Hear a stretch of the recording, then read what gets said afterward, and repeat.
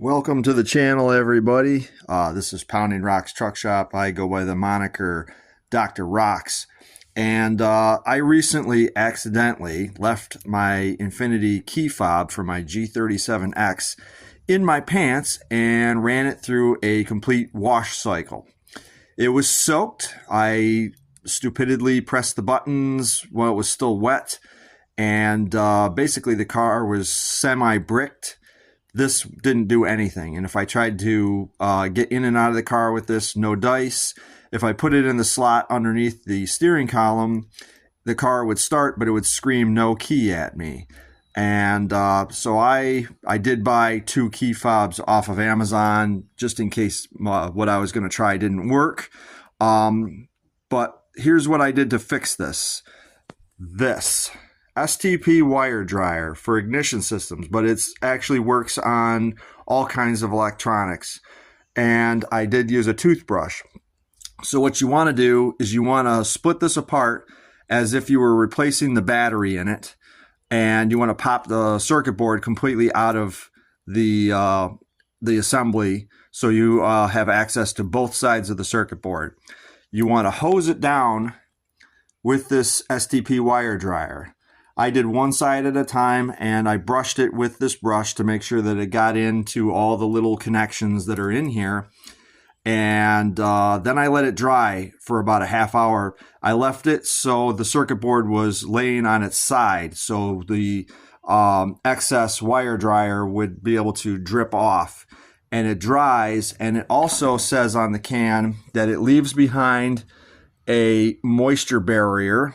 As you can see, it says STP wire dryer displaces moisture, so it's like WD-40. It displaces moisture, but unlike WD-40, this is specific for electronics. And it says can be used in many auto, marine, and household applications. It says it leaves behind a coating to help prevent future formation of moisture and corrosion, which is going to be my problem because I got this wet in the first place. Well, let me show you. I had very little hope that it was going to work. And if we step out here to the actual car, I tested it inside the garage and I could hear the horn beep. Here you go.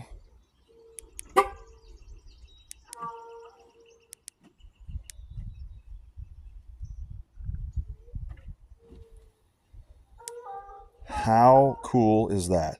So try, and if you can find a can of it, I've had that can of STP wire dryer for probably a decade now. Spray it down with something like that, electronic contact cleaner with a toothbrush. Get in there, clean both sides of the circuit board, let it dry for at least a half hour, put it back together, and you have a 50% chance that your key fob will work again. My car is no longer a brick. Thank you for tuning in. See you guys later.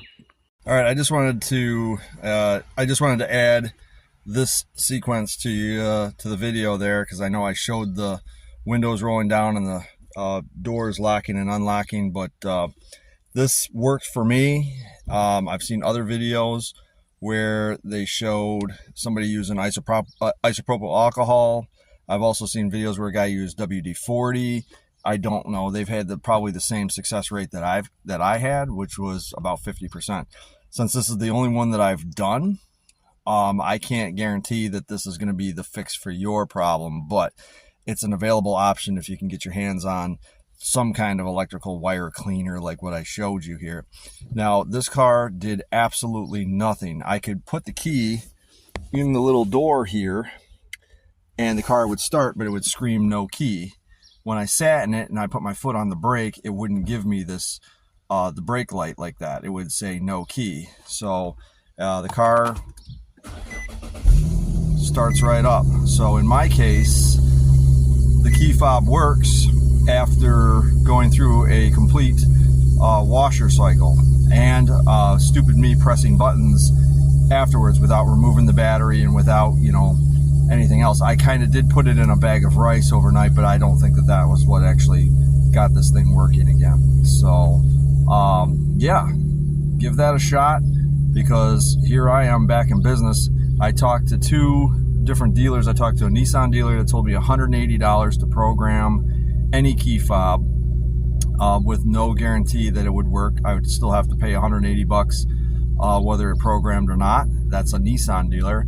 And I just got a phone call from the Infiniti dealer, and they said it's $200 to program a fob. So I have 2 fobs coming from Amazon.